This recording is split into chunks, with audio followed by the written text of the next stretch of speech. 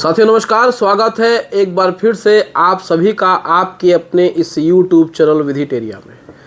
साथियों आज के इस वीडियो में हम लोग बात करेंगे एनपीए सेटलमेंट अमाउंट में कितना डिस्काउंट मिल सकता है। अगर आपका अकाउंट एनपीए हो गया है और अगर आप सेटलमेंट करना चाहते हैं तो आपको कितना छूट मिल सकता है, क्योंकि बिना छूट मिले आप कोई भी अकाउंट सेटल नहीं करना चाहेंगे। तो आपके कोई भी अकाउंट हो सिवाय आपका होम लोन और कोई भी सिक्योर्ड लोन का प्रोसेस अलग होता है और अनसिक्योर्ड लोन का प्रोसेस बिल्कुल अलग होता है।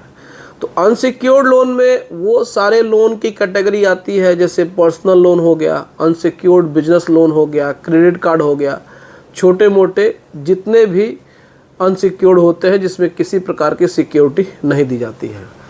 सेटलमेंट आदमी क्यों करता है? हर कोई नहीं चाहता है कि उसका अकाउंट सेटल हो और उसका क्रेडिट स्कोर खराब हो, उसको आगे लोन मिलने में दिक्कत हो। लेकिन आदमी करे तो करे क्या? पैसा है ही नहीं, बैंकों की रिकवरी बढ़ती जा रही है, बैंकों का प्रेशर बढ़ता जा रहा है, एनबीएफसी का प्रेशर बढ़ता जा रहा है, रिकवरी एजेंट घर पे आ रहे हैं, विजिट कर रहे हैं, समाज में बेइज्जत कर रहे हैं, आस पड़ोस में भी बेइज्जत कर रहे हैं, रोज़ फ़ोन कॉल्स आ रहे हैं, धमकियां मिल रही हैं। इससे क्या है कि आप अपने काम पे फोकस भी नहीं कर पा रहे हैं।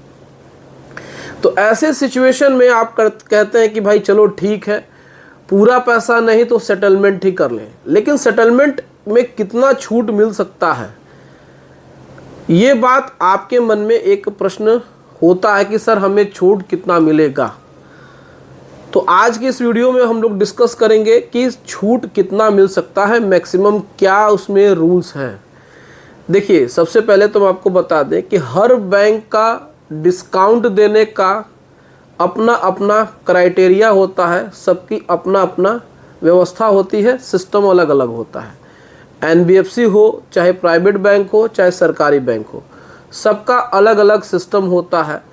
सब एक जैसे नहीं होते हैं। ऐसा कहीं कुछ कानून में नहीं लिखा हुआ है कि आपको इतना मिलेगा तो हर बैंक आपको उतना ही देगा। मान के चलिए किसी ने आपको 30% में ही सेटलमेंट कर लिया, तो आप दूसरे बैंक से उम्मीद नहीं कर सकते हैं कि वो भी 30% में ही होगा।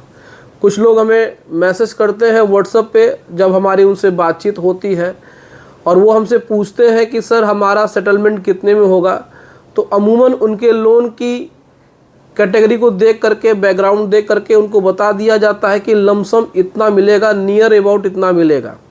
कोई फिक्स इसमें नहीं है। हो सकता है कि 10% कम हो सकता है, 10% बढ़ भी सकता है। तो उनका प्रश्न ये होता है सीधे सीधे कि सर हमारे पड़ोस में उनका तो इतने में हो गया। यही चीज़ आपको समझने की ज़रूरत है, क्योंकि जब तक आप इस चीज़ को नहीं समझेंगे आप हमेशा डाउट में रहेंगे, आप हमेशा परेशान रहेंगे, क्योंकि आप सामने वाले का सिचुएशन देख करके कहते हैं कि हमारा भी इतने में सेटलमेंट हो जाए। हर व्यक्ति के लोन का क्राइटेरिया अलग होता है, हर व्यक्ति का सिचुएशन अलग होता है और हर बैंक अलग अलग होता है। तो इसमें पहले तो कोई पैमाना नहीं है कि हर बैंक आपको फिक्स रेट पे, फिक्स परसेंटेज पे ही आपको सेटलमेंट करे। किसी ने 30% कर दिया तो हर बैंक 30% ले करके ही करेगा, नहीं। हो सकता है कोई 20 में भी कर दे, हो सकता है कोई 10 में भी कर दे, हो सकता है कोई 50% कर दे, लेकिन एक अनुमान एवरेज माना जाता है 50%। अब ये 50% जो होता है वो कौन सा 50% होता है? क्या जो आपने पैसा लिया था, मूलधन जिसको कि प्रिंसिपल अमाउंट बोलते हैं, उसका 50% होता है, या फिर आपके टोटल आउटस्टैंडिंग का?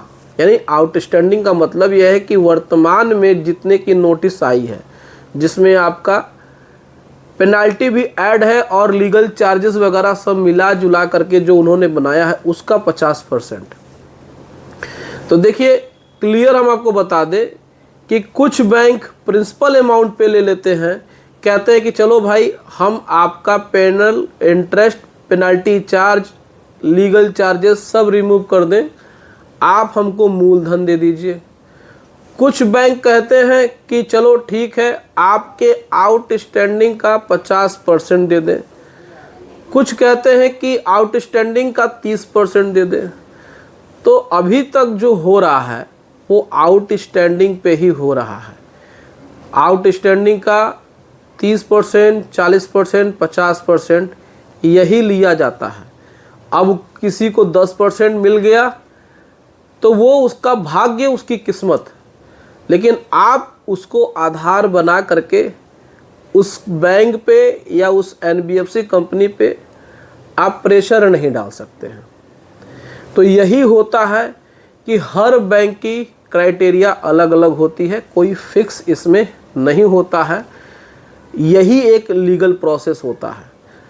तो इसमें अगर आपको सेटलमेंट करना है तो तरीका आपको पता है, मैंने अपने बहुत सारे वीडियोस में आपको तरीके बताए हुए हैं।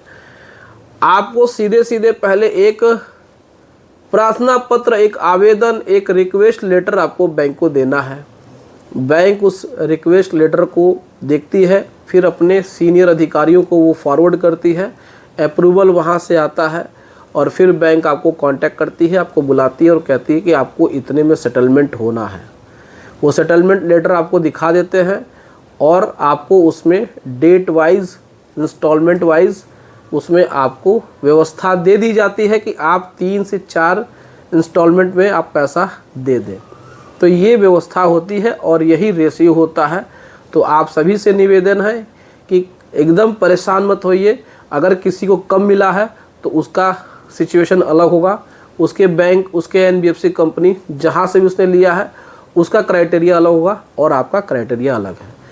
तो दोस्तों ये था एनपीए सेटलमेंट में कितना छूट मिल सकता है। दोस्तों गुजारिश है, वीडियो अच्छी लगी हो तो वीडियो को लाइक और चैनल को सब्सक्राइब जरूर करिएगा।